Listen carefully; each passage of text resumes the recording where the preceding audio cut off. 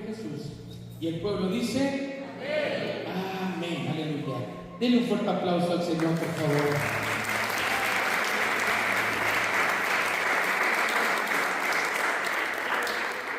Aleluya. Siempre que vemos en la Escritura, donde Dios visita o donde Dios visita a su pueblo, cada vez que usted ve cómo Dios visita a su pueblo, el propósito de Dios es siempre, la mayoría de las veces, generalmente, es bendecir a su pueblo. Cada vez que Dios visitaba a su pueblo a tener un encuentro con Él, era para bendecirlo. Amén. No quiero decir con esto que Dios no llegaba. En cierta parte de la Escritura, Dios visitaba también al pueblo, pero para castigarlo, para reprenderlo. Pero por lo general, el propósito principal de la visitación de Dios siempre fue que su pueblo fuera bendecido. Amén. Hoy no es sin duda que el propósito de Dios para el cual viene a este lugar, viene o quiere llegar a tu casa, a tu familia, es para bendecirte. ¿Cuántos dicen amén? Amén. Ahora, ¿cuántos de nosotros necesitamos la visita de Dios? La visitación de Dios. Cuando usted recibe a alguien que viene de lejos de visita, qué grata es la bendición de poder recibir a alguien, porque desde lejos viene y quiere quedarse con usted, y no tiene necesidad de esta persona de rentar un hotel, sino que usted con grande gozo o alegría, usted le hace un buen recibimiento en casa, le da su cuarto, le da su cama, porque quiere tener esa visita tan contenta, tan llena de que no le falte nada. Eso es cuando queremos recibir o podemos recibir una visita. Es tan agradable para nosotros. Pero qué tan hermoso y tan precioso es poder recibir la visita de nuestro Dios. Cuando dicen gloria a Dios, amén. Dile gracias, Señor, por visitarnos. Gracias, Señor. Pero dile, no nos visites, quédate con nosotros. Aleluya. Que se quede con nosotros. Por eso cuando vemos en la Escritura cómo Dios visitaba a su pueblo, cómo Dios se empeñaba en bendecir a su pueblo, en ayudarlos, en transformar su vida, en transformar su fe, en demostrarles su amor, en demostrarle su poder y hacerles el bien. Ese era el propósito de Dios. La palabra, el verbo visitar, implica buscar a alguien para bendecirlo. Yo le he puesto por tema la visita de Dios. Esta palabra visitar, este verbo que se usa, el que Dios quiere visitar a su pueblo, se usa para bendecirlo. Mire lo que dice la Escritura en el texto que estábamos leyendo. Pero por la entrañable misericordia de nuestro Dios, con que nos visitó. Amén. Con que nos visitó. De esa entrañable misericordia nos sigue hasta ahorita visitando el Todopoderoso. ¿Dónde nos visita? Cuando nosotros venimos y alabamos su nombre. Él se hace presente en la alabanza de su pueblo. ¿Cómo nos visita? Cuando su palabra se está hablando, es que estamos escuchando la voz de Dios que nos está hablando y nos visita para bendecir a su pueblo. Ese es el Dios que tiene y anda buscando a alguien para bendecirlo. Yo no sé, pero usted diga: Señor, aquí estoy, bendíceme. Tú quieres mi visita, aquí levanto mi mano, Señor. Aquí estoy, yo he venido por tu bendición. Visítame, Señor, aleluya. Cuando hablamos de este verbo de visitar, nos da la idea de que Dios está supervisando, está observando, porque quiere intervenir a tu favor. Dios te busca para visitarte y bendecirte. Dios quiere siempre visitar nuestra vida, tanto de una manera individual como de una manera familiar, matrimonial, de trabajo y todo lo que nos rodea, con el único fin, y vuelvo a mencionarlo, para bendecirnos. La visitación de Dios tiene yo voy a mencionar tres cosas, propósitos por el cual Dios quiere visitar. Una de ellas es porque Dios quiere sanar y hacer milagros en tu vida. La razón por la cual Dios quiere visitar tu vida, visitar tu familia, visitar tu hogar, visitar este lugar, es con el propósito de producir y que haga un efecto de milagros y de sanidades en nuestra vida. ¿Quién de nosotros no está pasando enfermedades? ¿Quién de nosotros no está pasando dolores físicos? ¿Quién de nosotros hemos pedido al Señor y estamos rogando a Dios por un milagro sobrenatural en nuestras vidas, en nuestras familias, hablando físicamente, hablando a través de una situación de enfermedad que se está viviendo? Hoy el Señor quiere manifestar su poder a través de su visitación, con el objetivo de mostrarnos su poder milagroso. Mire, la Escritura nos enseña la visitación de Dios que hizo con Sara. Sara, una mujer de casi 100 años, tenía un gran problema. La etapa de dar a luz o de procrear ya había pasado. Ya había pasado el tiempo para poder dar a luz, para embarazarse. Ese es un gran problema.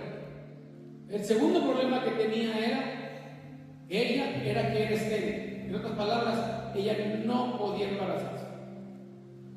Pero qué hermoso es Dios cuando creemos en un Dios que todo lo puede. Dice la Escritura en el libro de Génesis, capítulo 2, 21, versículo 1.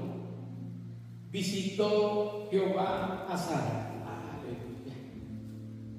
¿Qué hizo Dios? La visitó, como había dicho. E hizo Jehová con Sara como había hablado. Qué hermosa promesa de parte de Dios. Cuando escuchamos a un Dios de promesas, a un Dios que todo lo puede, a un Dios que no ha retrocedido ni ha menguado su palabra, sino que su palabra, como nos dice la Escritura, su palabra permanece para siempre. Aleluya. Y cuando nosotros caminamos en esa verdad, aún cuando la enfermedad, cuando el diagnóstico sea difícil, sea tal vez imposible de superar, tenemos que tener la confianza, tenemos que tener la seguridad de que tenemos un Dios de milagros. Aleluya. Un Dios que sana. Aleluya. Un Dios que sana, un Dios que hace milagros. Y lo vimos en la vida de Sara. Una mujer de promesa. Tuvo un hijo de promesa. Ella esperó en su vejez, aún con dudas. Tal vez en nosotros pueda haber dudas, puede haber incertidumbres de lo que podemos o estamos enfrentando, y tal vez no hay un buen pronóstico. Pero déjame decirte que cuando el Señor nos visita, cuando el Señor viene y nos visita y sale a nuestro encuentro, su promesa se cumple como Él había dicho y como Él había hablado y sigue hablando. Aleluya. Yo no sé cuántos de ustedes están pasando por alguna enfermedad, por algo que tal vez es imposible de superar, pero hoy yo creo que Dios, estamos del frente de un Dios que hace milagros. Aleluya. Visitó Jehová a Sara. Otra de las mujeres que Dios visitó fue a Ana. Dice en el primer libro de Samuel, capítulo 2, versículo 21. Y visitó Jehová a Ana, y ella concibió y dio a luz. A mí me impresiona cómo es Dios. La visitó. Primero, usted ve el capítulo 1, capítulo 2, la historia amarga de Ana. Lloraba amargamente porque no podía procrear, no podía dar a luz. Agréguele que la concubina de su esposo la oprimía, se burlaba, y era para ella un dolor amargo y no podía tener bebé. Tanto que el Cana le dice: ¿que no yo soy mejor más que 10 hijos? Yo solo, mucho mejor.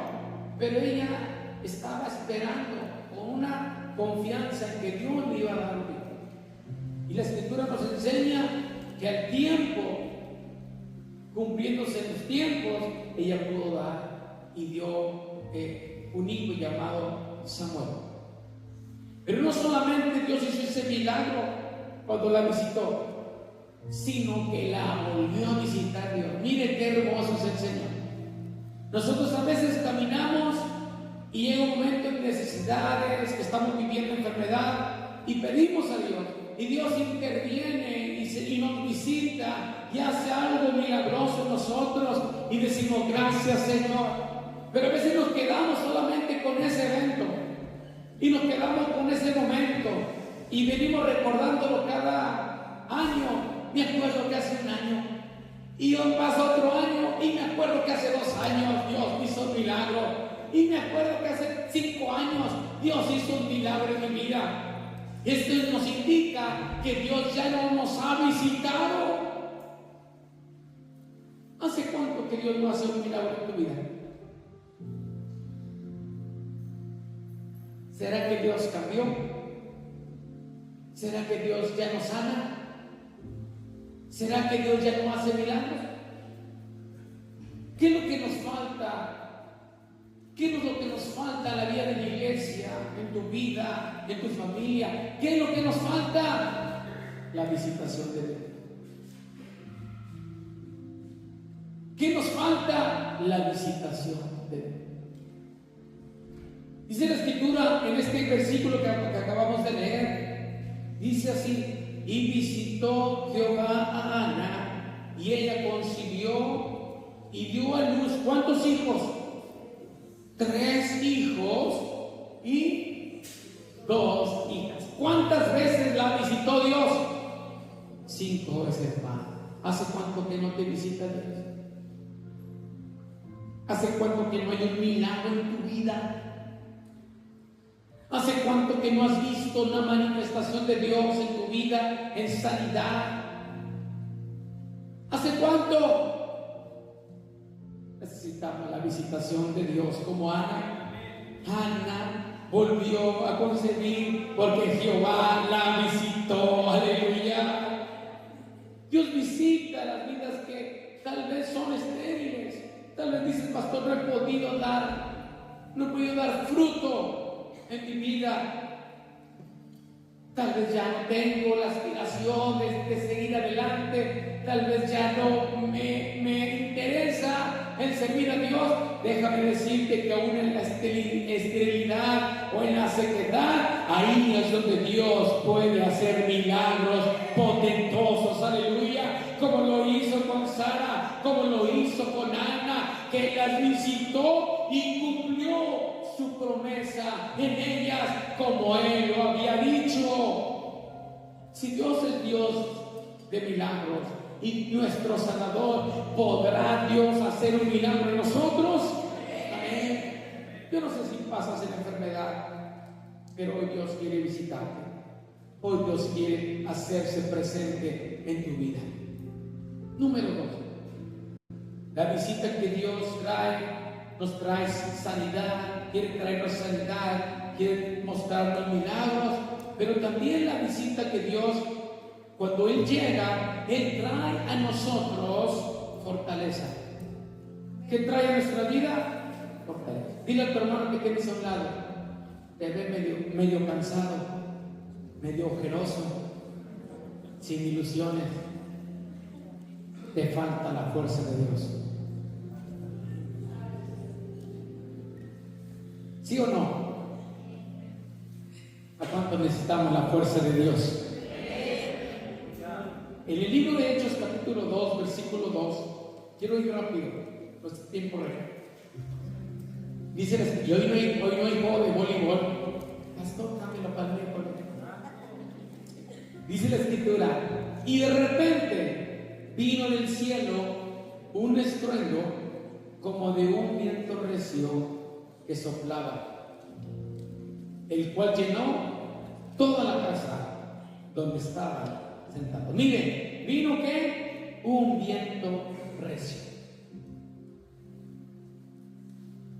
¿Por qué un viento recio? ¿Se ha preguntado usted? ¿Por qué un viento? ¿Por qué un fuego como lenguas repartidas como de fuego? ¿Por qué? Porque es algo que nosotros, el ser humano, no puede controlar.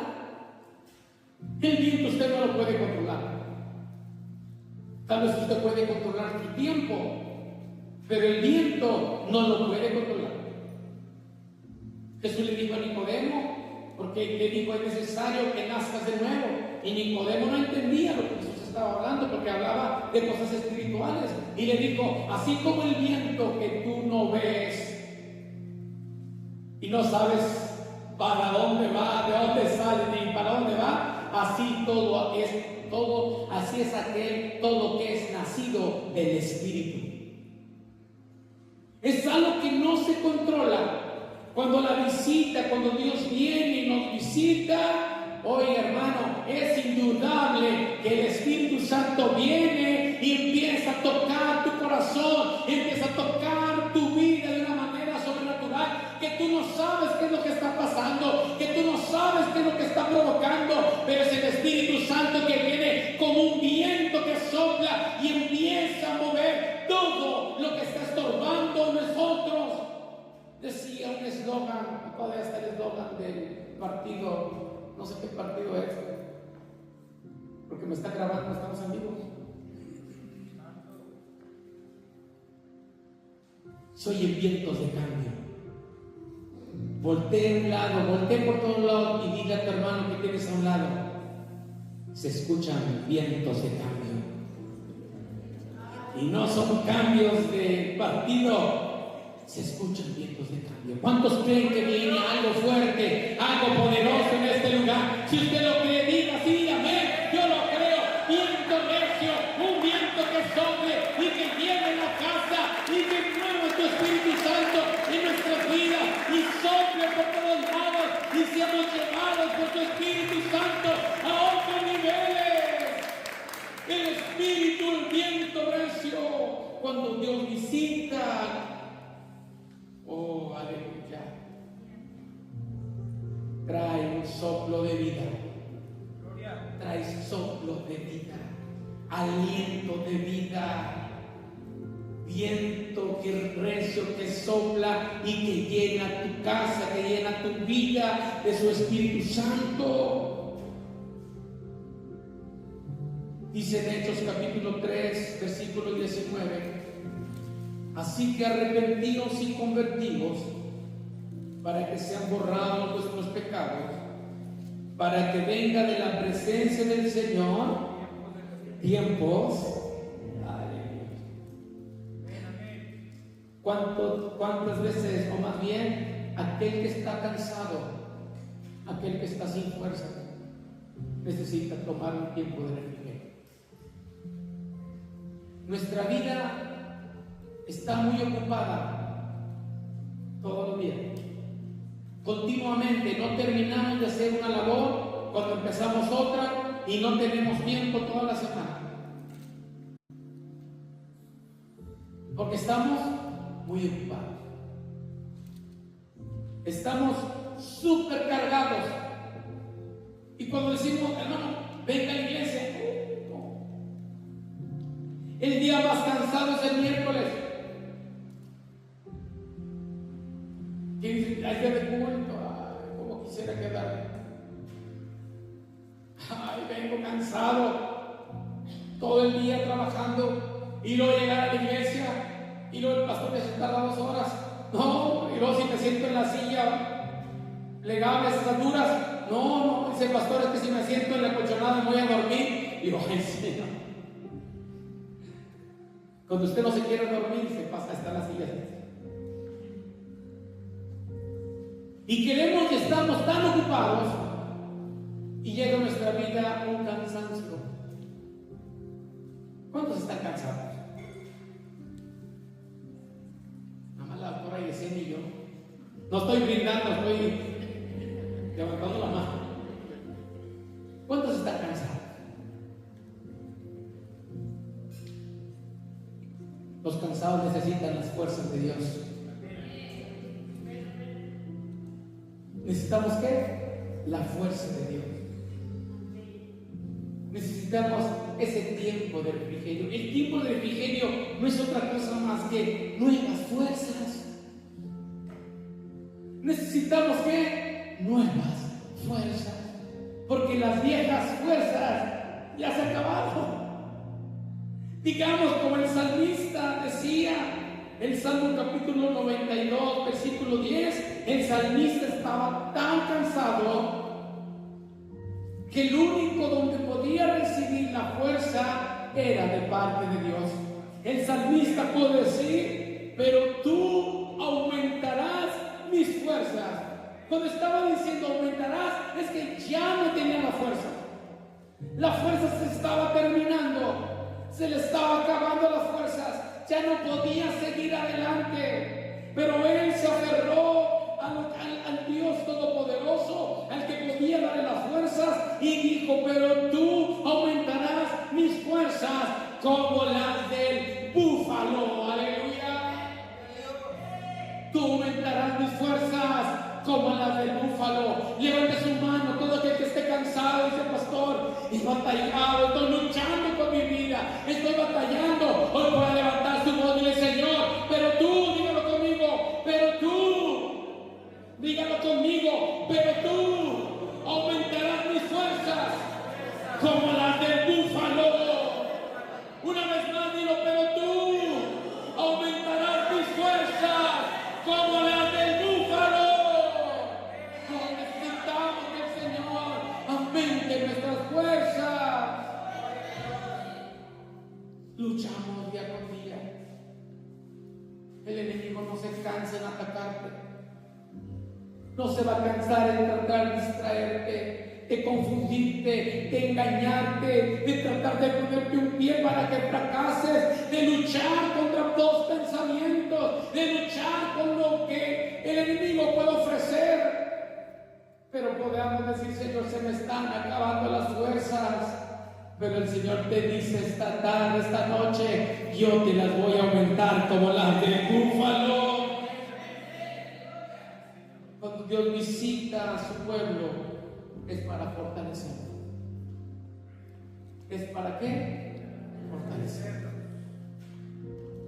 Y número 3, cuando Dios visita a su pueblo, no solo es para hacer milagros poderosos, mostrar su sanidad. No solamente son tiempos de refrigerio, sino que también trae una restauración. Número 3, trae una restauración. Ahora, esta restauración no es la que implica volver al estado de antes. No.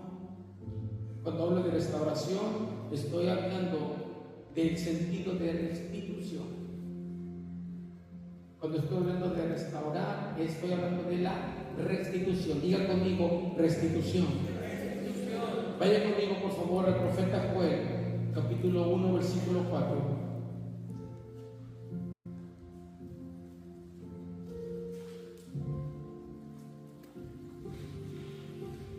Quiero terminar pronto porque quiero orar.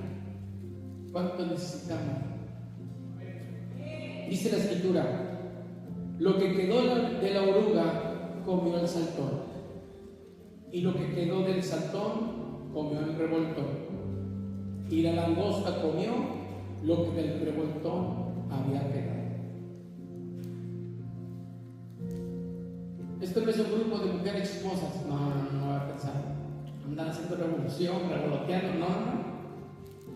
Este texto tal vez nos puede traer como parte de una etapa difícil que el pueblo de Israel estaba pasando, pero era porque se había rebelado en contra de Dios.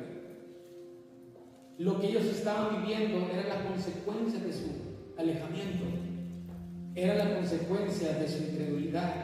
Estaban pagando las consecuencias de su rebelión. Por eso había esa lo que Dios había dicho, lo que iba a venir y iba a acabar con todo.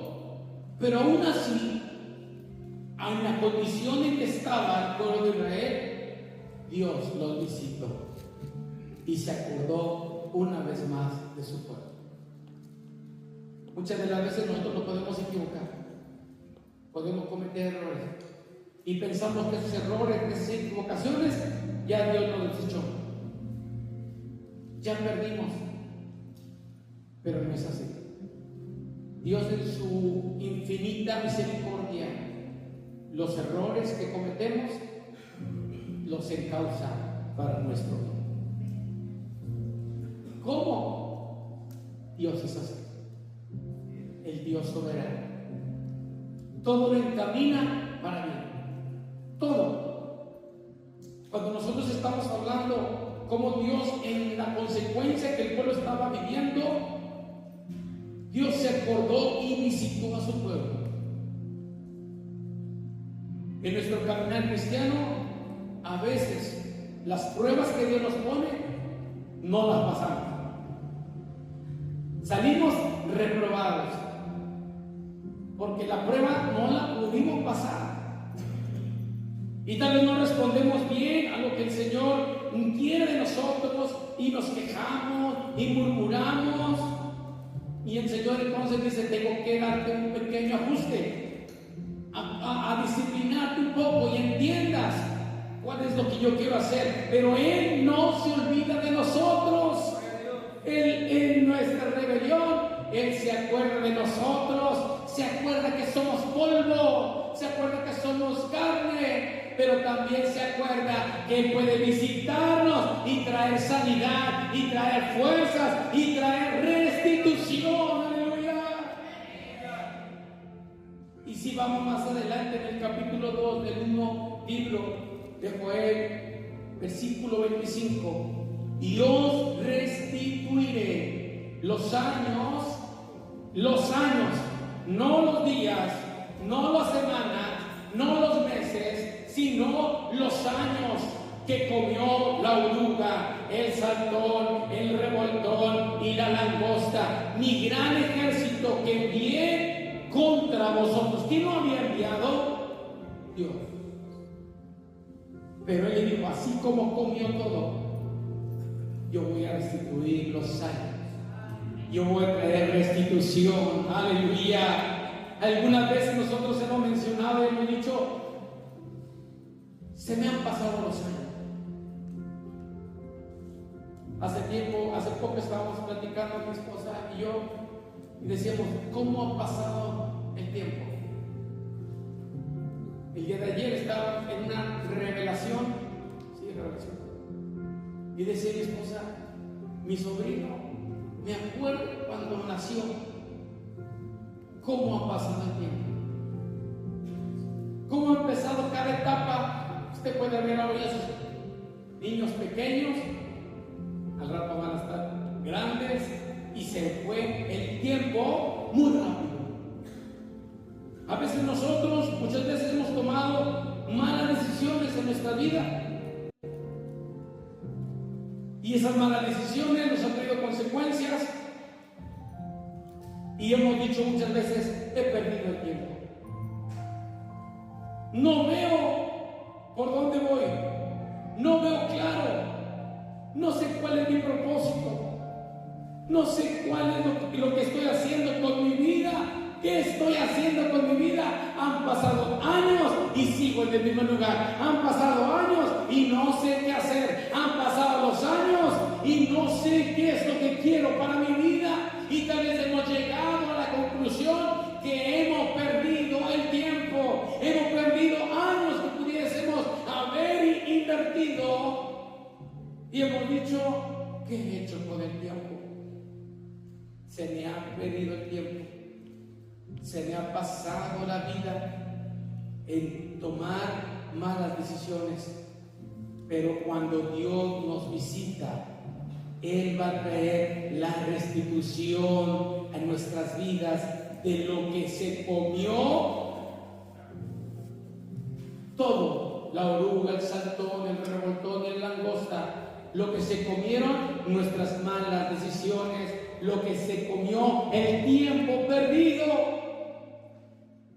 Y podemos decir, Señor, ya se perdió. Sí, podemos pensar nosotros humanamente que todo se perdió, pero tenemos a un Dios que es omnipresente, que Él está presente en nuestro pasado, en nuestro presente y en nuestro futuro. Y si Él dice que todo no está perdido, creamos, porque entonces veremos en el año de la restitución, aleluya, los años que perdimos, el tiempo que perdimos. Dios quiere restituirlos a tu vida, a tu familia, en tu matrimonio, con tus hijos. Él es el Dios de la restitución. ¡Aleluya! Él va a restituir. Él va a restituir. La Biblia de la vida de Job nos enseña cómo fue procesado, cómo vivió y enfrentó la vida difícil, pérdida de familia, pérdida de dinero y pérdida de salud. Job estaba abandonado, muchos sus amigos incluso le mencionaban que confesara su pecado, porque lo que le había venido era una maldición, era de parte de Dios por lo que él había hecho. Y Job recordaba y decía, ¿yo qué he hecho? Yo no he hecho nada. Tanto que él no se quejó, sino que no le quitó despropósito alguno a Dios, y veía que Dios estaba detrás de todo eso. Y todo el tiempo que Job vivió, nunca se quejó. Y en el capítulo 42, versículo 12, Job pudo esperar pacientemente al Dios de la restitución. Y dice la Escritura: y bendijo Jehová el postrer estado de Job, más que al primero. Dígame si eso no habla de la restitución. Tal vez tú perdiste dinero hace tiempo, tal vez perdiste tiempo, tal vez dices, he perdido tiempo sin tener una comunicación con mi esposa. He perdido el tiempo en que no tengo ya tiempo de platicar con ella. He perdido el tiempo en no platicar con mis hijos. He perdido el tiempo en qué hacer en la iglesia. Han pasado años y he perdido el tiempo. He dejado todo pasar y nos hemos mantenido en un estado tan inerte y pensamos que así es nuestro final y que el tiempo se acabó. Ya no hay tiempo para nosotros. La escritura nos enseña que que Caleb, después de haber entrado a la tierra prometida y haber hecho la repartición de la tierra, Caleb le dijo a Josué, dame la tierra que me prometiste. Dame la tierra que Dios me dio. Dice la Escritura que Caleb tenía la edad de 80 años. 40 años cuando entró a inspeccionar la tierra prometida. Y pasaron 40 años para recibir la tierra por heredad para él. Y le dijo Josué, dame este monte, dámelo. Pero mire lo que es tan impresionante. La tierra estaba habitada por enemigos y Caleb tenía que conquistar lo que ya era suyo. Y Josué le dijo, adelante. Entonces Caleb dijo, hoy tengo 80 años, estoy avanzado en edad, tal vez me veo cansado, tal vez ya se me fue el tiempo, tal vez ya me veo con canas, o tal vez ya no tengo canas, ya no estoy fuerte como antes, físicamente, como me veía antes. Pero él decía, pero aún tengo las mismas fuerzas que tenía cuando inspeccioné la tierra prometida. Esas mismas fuerzas todavía las tengo. Él no había perdido la fuerza, ni la fe, ni la confianza, que aunque pasaran 40 años, para Dios no es una pérdida de tiempo, una pérdida de años. Es un Dios de promesas, es un Dios que cumple sus promesas. ¿Cuándo? No lo sé. ¿En qué tiempo? No lo sé. Pero yo sí sé que tenemos un Dios que le restituye todo lo que se comió el saltón, la oruga, el saltón, el revoltón y la langosta, y traerá restitución para mi vida, para mis hijos, para mi familia, para mi trabajo, para mi ministerio, para este lugar. No se ha perdido el tiempo ni los años. Dios sigue siendo el Dios de la restitución. ¡Aleluya! ¡A su nombre! ¿Cómo? Lo bendijo Jehová el postrer estado de Job más que el primero. Tú tal vez dirás, pastor, hace tantos años yo le echaba todos los kilos. Ahora ya se me acabó el tiempo. Déjame decirte que no se te acabó.